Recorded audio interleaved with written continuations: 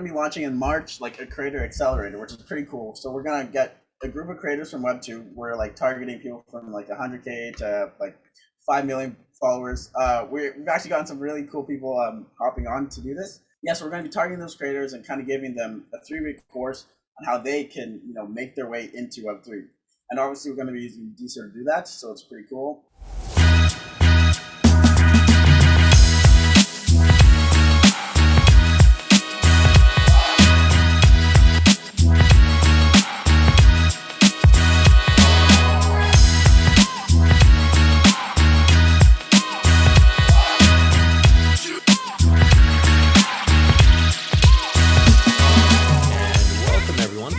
Episode 3 in season 3 of Who's Got Clout, brought to you by Clout Forum. My name is Mark Bentley. I'll be your host today, along with my co-host Alex Broken, who is my man and co-partner in creating the mischief we get up to over at Clout Forum, getting to know what creators are doing in the Web 3.0 environment and how we're innovating and really finding that bridge, moving from that centralized kind of controlled way into just letting creative free and being able to thrive on it as well on the blockchains. So today we have a very relevant and special guest, Mr. Charles. Charles, how do you pronounce your last name? Is it Nabeze? Yeah, Nabeze. Nabeze. Charles Nabeze. I like that. So welcome. How you doing this morning or this evening? Yeah, it's evening. Yeah, so over here it's like 9 p.m. But I'm doing good. Had a pretty busy day, but it's nice to relax and get to chat with you guys. Yeah, fantastic. I appreciate you making the time. And it's because I know you've got a lot going on and the world is innovating faster than I've ever seen. And it sounds like you're right there at the cutting edge. So jumping straight in, my man, because I know your time is precious and we really do appreciate you being here. First, just a couple of questions. Where in the world are you? Like, where are you based and working from? Yeah, so I'm in Canada, more specifically in Ontario, so Sudbury. It's about like 4 hours from Toronto. And it's pretty cool. Gotcha. I see. Canada's getting on the news a bit this morning where they're talking about the trucks heading that way and different things and all kinds of mischief. So keep you on topic, Charles. With Web 3.0, Web 2.0, you've suddenly become a very big player in my world. But I feel like I almost know you, that we've been talking because I see you turning up everywhere with all the stuff that's going on. But for the people that are watching, that are coming, that have never heard of you, what's your background? What brought you to working in this world of Web 3.0? Yeah, for sure. So, like most people on this blockchain, DeSo was like pretty big in my beginning in blockchain stuff and like Web3. But crypto-wise, I kind of found out about crypto from my cousin. I got into ETH and Bitcoin and stuff like that. But actually, so in the summer, one of my friends showed me. It was BitClout at the time. I came on, and then in like a few weeks, I got like $1,000 coin price. And then ever since then, I've been like, oh my gosh, like this is insane. And so like I kind of like, started to dive deep into it. As you know, I have Agora Labs and, we're building here and we love it. It's awesome. Yeah, absolutely. So before BitClout, and so anyone watching this, if you're coming from the Web 2.0 world, DeSo is a decentralized social blockchain that's basically providing the functions, right, Charles, making it possible and quicker and cheaper and easier to be able to do a lot more with blockchains that are useful for social media. So for those that are coming from Web 2.0, so we're talking, because this is something I love about your mission, Charles, trying to get from Web 2.0 to Web 3.0.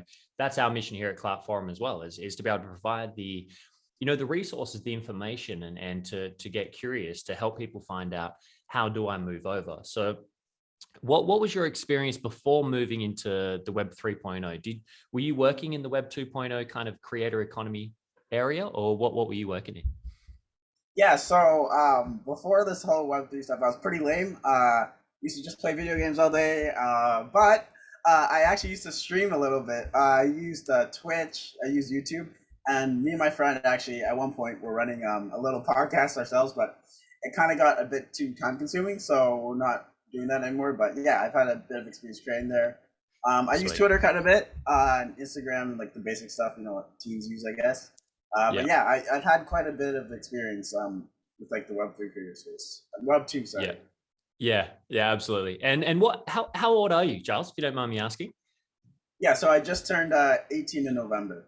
18. I was going to say, because you're looking very fresh and sharp, my friend. So I was sitting there thinking, you can't be too quick off the press. No, that's amazing. And So I think straight away, one of the things that hits me is, you really are coming at this with fresh eyes, moving into Web 3.0 with the opportunities that are available in front of us, with a deep understanding, as most 18-year-olds out there probably have now, of, you know, that need for being able to, like you say, make it easier, right? Because it's quite complicated to try and achieve, something in Web 2.0, where you really got to hustle and pay for advertising and pay for this and that and everything else. So that brings me to what you're working on, Charles. So do you want to talk to us a little bit about the projects that you've started up here on DeSo, and what led you to that? So, and Yeah. speaking of Agora Labs, absolutely. Yeah. Yeah, so as you know, I guess we just rebranded from BitPerks to Agora. To get into a little bit of why we did that, obviously we want to make the transition for creators from Web 2 to Web 3 as easy as possible, and we're looking for a name that kind of can fit into the Web 2 space easily. And BitPerks kind of has like, it kind of, if you say it to a Web 2 person, like, oh, is that like Bitcoin and stuff like that? So it's like we wanted to have a name that people can like more widely accept, that can be like more familiar to people in Web 2. But yeah, more about the product itself. Well, just before you jump off that, Charles, what Yeah. does Agora mean? Yeah, so it's actually it's a Greek word actually, and it's kind of like a place where people meet. So it's almost like actually a marketplace. It's pretty cool, which is because it plays into kind of what we're trying to build. But I can get more into that when we get more into the product. Yeah, gotcha. No, fantastic. And just on that with BitPerks, because I know when I saw that, when that's kind of where I first started coming across you, Charles, and interacting a little bit in Discord, etc., was I saw what you were doing with BitPerks. And myself, coming from doing a lot of work with teaching workshops, courses, self-empowerment, different things like this, I often looked at Patreon and these Web 2.0 solutions to try and find ways to monetize something that I'm always giving away for free. And that's where I saw BitPerks, and I thought, hang on, I saw what you're working on, and I thought, these guys are onto something. So Yes. definitely keen to see where we go with Agora Labs into the Web 3.0. Yeah, it's exciting. Now, fantastic. So, okay, so BitPerks started as, well, do you want to tell us a little bit about BitPerks and where you started, and then how that led to Agora, and what it is that is the bigger vision now that you're putting forwards? For sure. So the whole point of making something is to try to solve a problem, right? So when I first joined DeSo, I noticed that the creator coin is super cool, right? But as you start using it more, buying, selling, you notice that it really lacks one main thing, and that's utility. So me and my friend were using DeSo all the time. We had creator coins and what have you, but there's no real reason for someone to like keep holding your coin, or like buying more than once, right? Because it's kind of like an investment. Once you buy in, that's kind of like that's what you do. And so we're like, okay, how can we kind of fix this problem? So we spent a few weeks kind of brainstorming. Then we looked and we're like, okay, so Patreon helps people bring recurring income for giving out whatever content they're making. So we're like, okay, let's look at this from kind of like a crypto standpoint, how we can use creator coins to do so.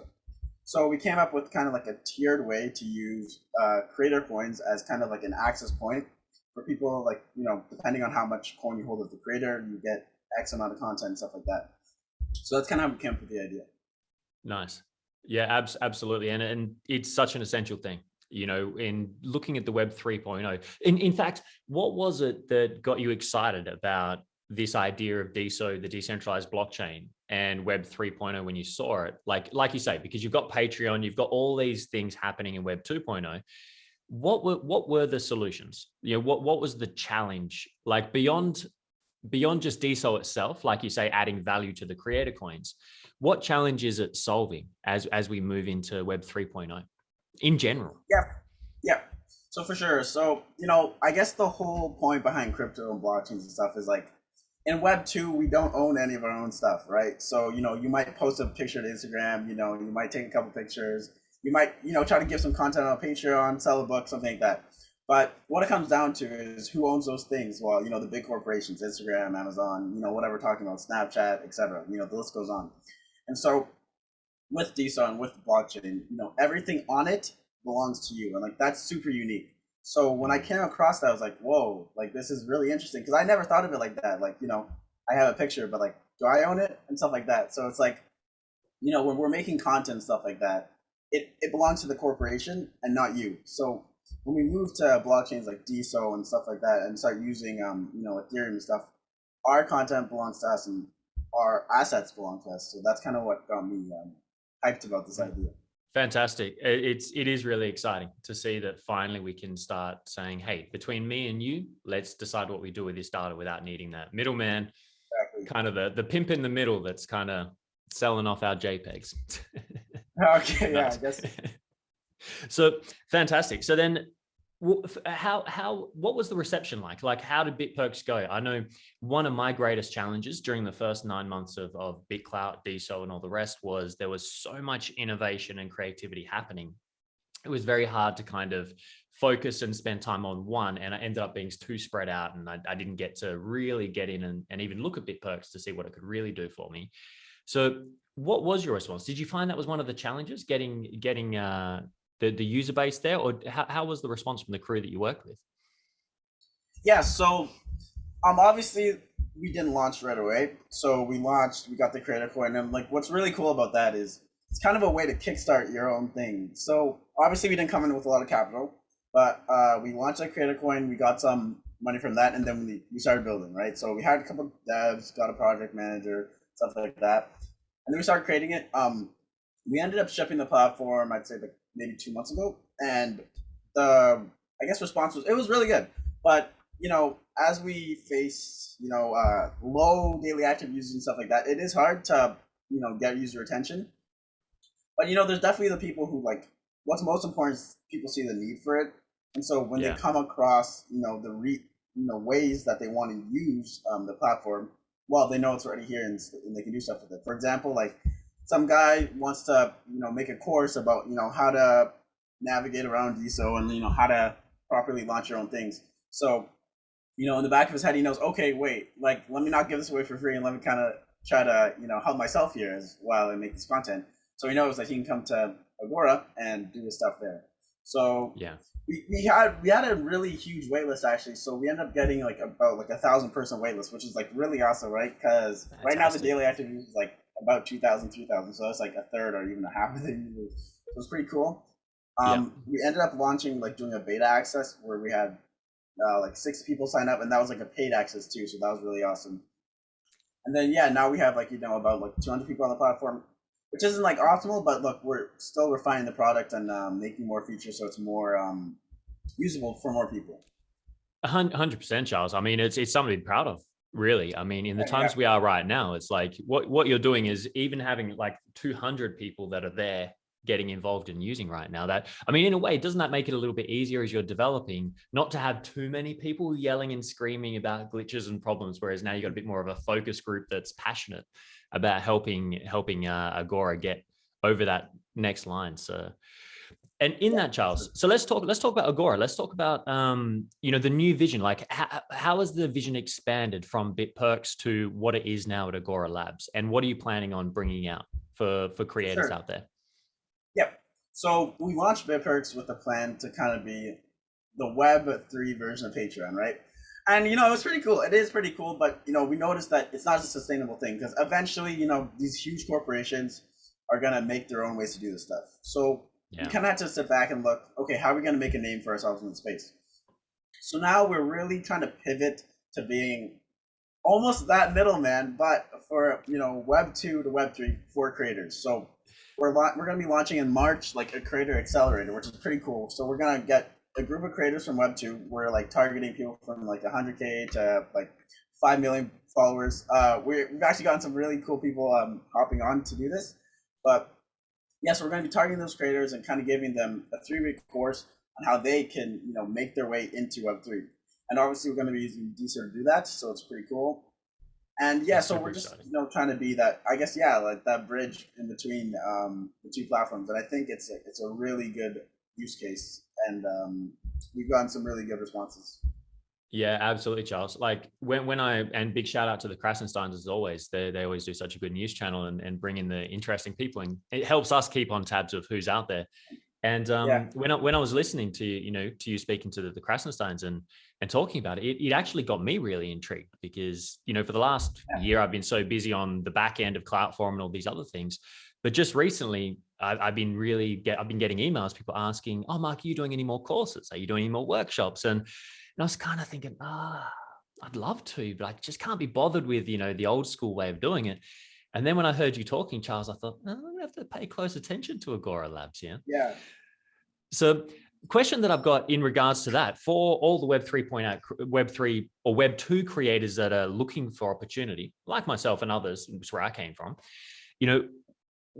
how do they go about taking part in Agora Labs? Like, what's their best first steps to get involved and to see what they can get from it in that sense? Yeah, great question. So obviously you need to have something that you want to market. So for you, it might be a course. For someone, it might be like, a Substack where they release, a weekly newsletter and what they do. So you've got to start with what you're gonna, monetize. Then you hop on a platform. You have like a really good onboarding experience, which will tell you exactly what to do. And then you go on, you set up your tiers. So right now, that's like our main feature, but we are planning on releasing more things. So for example, we have a creator marketplace coming up where creators can actually sell like select things for DSO. So it's like really cool, right? Because we're all looking to make money, but we also kind of sometimes need it more instantly than over like a month span and stuff like that. Yeah, so making absolutely. That we're also looking into creating ways for creators to offer their coin for the supporters to do tasks and things like that. So like imagine you want to try to market something, okay, and you're like, but I don't have money for it, but I do own like 100% of my creator coin, right? So people can like reclout your stuff, give your link to other people, and through doing that, they can actually earn your creator coin. And what's cool about that is by owning that creator coin, you actually start to get access to more and more of the creators' content. So we're trying to find cool ways to create like win-win situations in between supporters and their creators. And we're really looking forward to that. So Charles, that's almost like, say somebody in a country that's a little more challenged in the socioeconomic area, to say it nicely, that really doesn't have access to a lot of capital and liquidity, but then see a creator and think, I'd love to be able to do their courses, their work, etc., but I've got no money. I can't. It's like $1,000 in my currency. So essentially what you're saying is that they could join your kind of army in a way and earn some of your coin instead of having to buy it.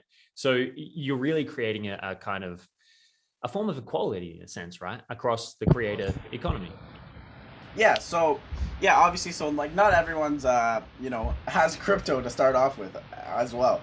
And even on these Web 2 platforms, everyone wants to support their favorite creator, right? And sometimes people don't have the money to say like gift things. Like for example, on Twitch you can gift people like money, or on YouTube you can do it as well. But you still want to support them. So how can you do that while getting something for yourself? Well, that's what we're trying to kind of produce. Yeah, fantastic, excellent. So what kind of timeline are we looking at with Agora Labs? Like until we can people get in there right now? Is it open? Yeah. So so our MVP is out. Our platform's out. The tier system's out. We also have like a cool feed where every creator you follow, you'll get actually all their new content that you're in the tiers, like kind of like on a global page. So that's really cool. And so for the new features, there's no strict timelines, but we're hoping the next 1 to 2 months. Yeah, awesome. Fantastic. So for everyone watching, you can go check out Agora Labs, either on DSO, on your chosen app, in the new Web 3.0 playground that we've got over there. And so it's Agora Labs, AGORALABS, or you can also visit agoralabs.xyz to check out the page. That's right, isn't it, Charles? Agora Labs XYZ. Fantastic. Excellent. All right, my friend. So this is really exciting because I see this is something that, we need to create that bridge between the Web 2.0, Web 3.0. We're talking a whole new language over here. We're talking a whole new way of perspective. In fact, I think you even said at the beginning of this conversation, Charles, how you'd never really looked at, it was something along the lines of never looking at it through that light or from that perspective. And to me, that's what I'm really seeing right now, is that one of the biggest roles that I think we can play here at Cloutform is to help shift the perspective by talking to people like yourself. So what kind of creators would you say Agora is ready for now? And just to give some context, there's creators who have never touched blockchain, never touched anything, they've used Instagram and that's about it kind of thing, and doing their thing. And then you've got people who obviously like you and me, who love living on the edge, love exploring what's coming next, that we're willing to take the pain of early adoption, right? And you get your Yep, benefits for exactly. that. So what stage would you say that Agora is ready? What kind of creator who's watching this right now would you say it's good time to jump in? Yeah, so obviously you kind right now you're kind of gonna need a little bit of Web2 knowledge, right? But as we said, we are creating ways to kind of close that so that any creator actually can come and use our app and get into the ecosystem. But as far as like say taking away the Web2 and Web3 principles, honestly, any creator that's looking to grow and find a new way to monetize and kind of get their worth for what they're doing, Agora is definitely a place for you. And you guys have a Discord group, right? An active Discord group where people can get support if they Yep. want to jump in. Yeah, we got our 4 co-founders there. We got 2 of our team members as well, and a few advisors in there. So yeah, if you ever need help, we're there. Awesome. So I think, Charles, really what you're saying is, it's ready for anyone that's ready to step up, brush their shoulders off and get in there and create and willing to do what it Yep. takes to learn. You guys have got a team waiting to support and help. And it just takes that little bit extra where, unlike Facebook and Instagram, where you're almost kind of led by breadcrumbs everywhere and almost kind of guided what to do, here you guys will help people take responsibility for their own creations. That'd be a Yeah, right way of saying it? yeah, and obviously, like when you get on our platform, we have walkthrough videos. We have like our own wiki, and we also have, once you get on, like a guided walkthrough of like everything on the platform, how to use everything, and like where everything is. Yeah, fantastic.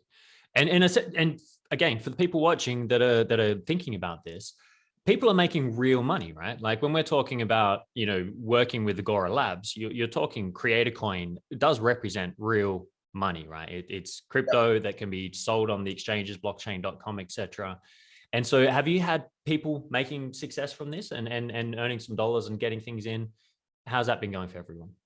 Yeah, for sure. So right now we don't have a lot of money moving through our platform, right? Because in order to access these tiers, you got to own some creator coin, right? So creators like that are using it do see that initial like impact on the coin because if I'm your supporter, I do want access to your stuff, so I'm gonna buy it.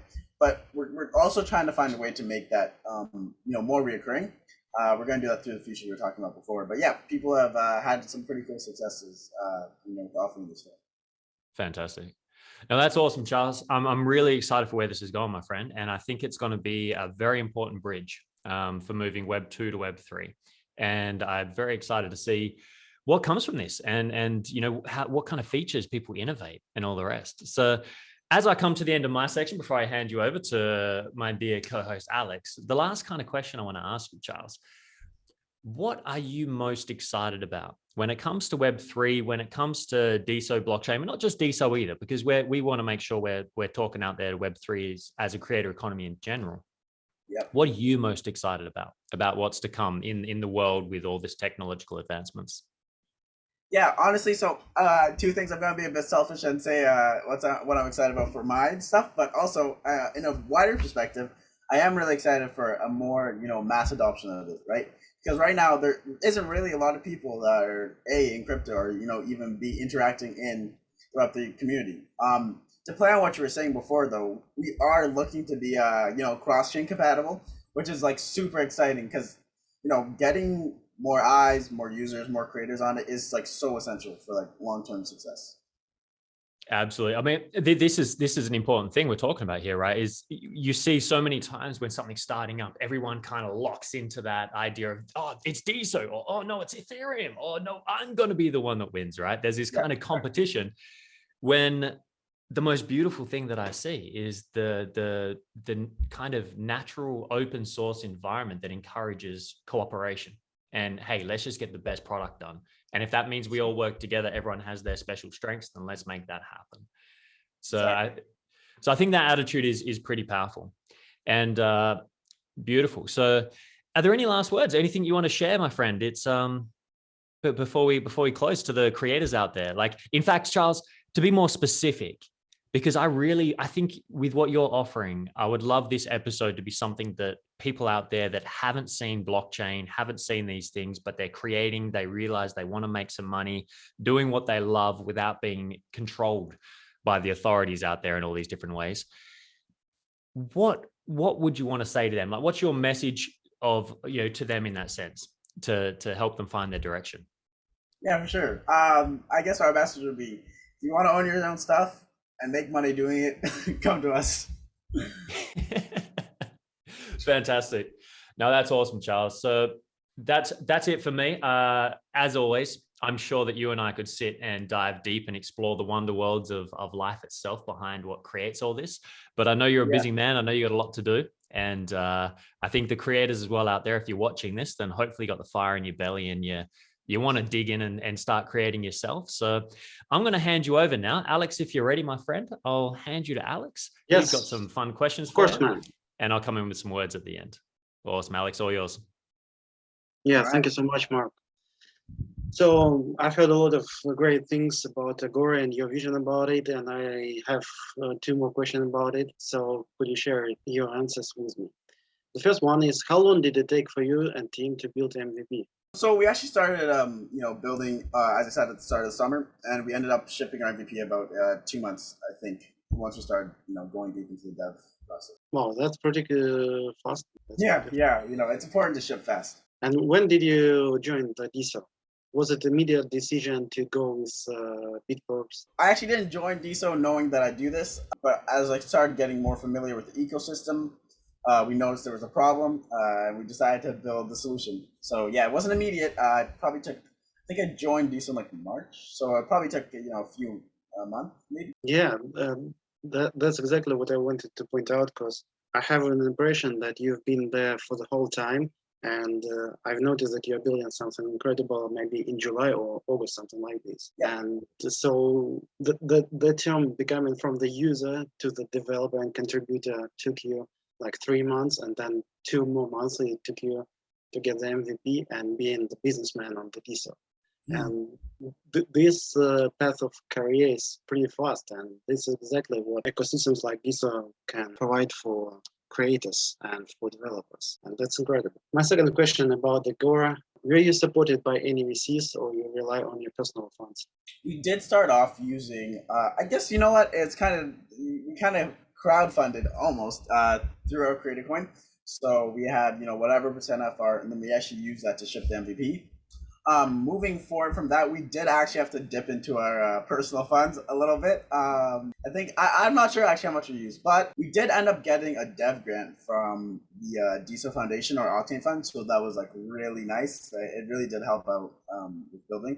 But yeah, we use a bit of the community, a little bit of our own funds, and the Octane Fund. Awesome. So it's all comes from the DISO blockchain itself. There is no additional VCs apart from the Octane Fund, and this all was built within the ecosystem that we have right now, and that's really incredible. And projects like you are going to be successful in the web space in general, whether it's Web 2 or Web 3, it doesn't matter, because it's focusing on the value that it provides for the creators. And Exactly. Even those creators who doesn't know about blockchain, they will see the potential and the value for them to get their content under their control and monetize in the best way that you can provide them, and that's really cool. So speaking about Web3 and Web2, I'd like to know your vision and your point of view. What's the best feature for you that makes Web3 a winner in the clash with Web2? So I guess if we're talking about Web3, what's gonna make it really blow up? I think honestly it's time. It's gonna take some time because right now, as we like to say, there's a lot of friction. Not even just with Web3, but just in crypto in general. There's a lot of people who don't understand it, and there's also a lot of people who think it's illegitimate. Like for example, my mom still thinks it's fake money, so there's that. And but yeah, I mean, we're gonna have to, only time will fix those things. You can't change, millions of people's ideas about something in a day or a week, or even months or years. It's gonna take time, but it's also gonna take cool projects and reasons for people to actually make that crossover. Absolutely. And Web3 is going along with Web2 companies like Twitter, like YouTube. I read the news that YouTube CEO is looking into Web3 solutions like DAO, like NFTs, to bring them into YouTube. And this all will move the Web3 and all of our projects forward on the scene to gain its share of the success. And that's Yeah. pretty awesome. Could you name one person from the Twitter that you'd like to sign up to Agora? Wait, one person from where? Sorry. Twitter. Honestly, my dream is to talk with Elon Musk. So if I could get Elon Musk, I mean, look, my dream will be made. Okay, man. This is the man that attracts all of us attention, the attention from all of us. And for sure, we all want to see him in our podcast, in our projects, and so on and so forth. And I totally get it. Let's pick the number 2. Number 2. Okay. Let me put some thought into this. Honestly, it'd be cool to talk with Joe Rogan. I kind of like his take on things, and I find he's a pretty epic dude. So that would also be pretty cool to talk with him. Yeah, the perfect choice for us as well. We adore him very much. Thank you for sharing it, man. So now we are going to play a little bit game. Are you ready for this? Truth or diamonds? So you either are answering the question, or you're giving the diamond to any creator under the $100. The coin price. Okay, wait, explain it again. I'm kind of confused. Yeah, so this is a very simple game. So I'm asking you the question, and if you don't want to answer it, you are doing the dare, doing the diamonds shower to one creator. Okay, sure. Let's go. Who was your first celebrity crush? Okay. Oh my gosh. All right, let me think. Honestly, Ariana Grande was pretty cool when I was a kid. Come again, please. Ariana Grande. She's like a singer. Or yeah. I agree with you. I totally support, and I can get your feelings now. Have you ever cheated in an exam? Well, look, we had school online. So you know what? Yeah, sure. You know, if the opportunity is there, why not take it? What was the subject?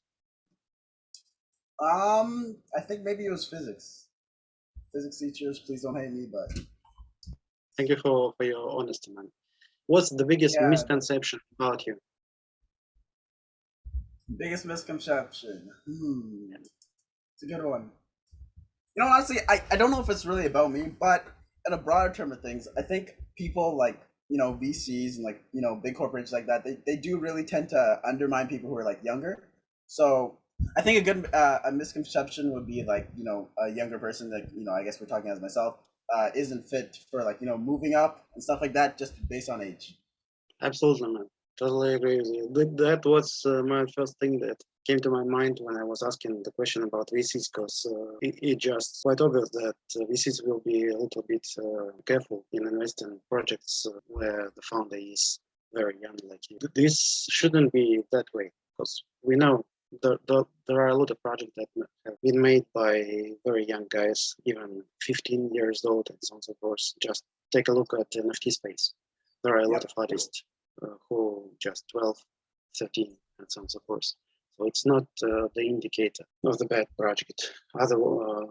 In opposite, I believe, it should give the VCs some sort of assurance that you're going to invest a lot of your time and energy that you have in your young age that you will put into the project. If you would allow to choose the main actor for the movie, what movie would it be? So if somebody will allow you to be the main actor, and in what movie would you participate? Yeah, I think it'd be pretty cool to be in a James Bond movie. I feel like you know, I'd like to, you know, film some of those scenes. Seems pretty sick stuff they do there. So yeah, that for sure. Awesome. Okay, jump into the next section. I'm gonna ask very short questions, and your answers can be as long as you want. Football or hockey? Football. Favorite hockey team? Maple Leafs. We'll go Canadian Maple Leafs. A dinner with Jennifer Lawrence or Leo DiCaprio? Leo DiCaprio. He's a better actor. Notebook or PC? Sorry? Oh, PC. For sure. Yeah. PC. 1,000 USD to your account or 1,000 followers to your account? What was the first one? 1,000 USD to your account or 1,000 followers to your account? 1,000 followers There's more to do with having people than having money, especially at that small scale. Gotcha. Marvel or DC? Marvel. Spider-Man's awesome. And the last one from you. What makes you happy? What makes me happy? Honestly, it's pretty cheesy, but life. Experiencing life and experiencing like life with cool people and people that I like is that's what it's all about. And accomplishments are definitely up there too. Working out's fun. But yeah, I mean, like honestly, just like everything that life have to offer, like the challenges, the accomplishments, stuff like that. It's what makes it good. Awesome. Thank you so much for answering all of my questions, for your honesty and openness, and for the patience. Thank you. Yeah, no problem. You're a superstar, Alex.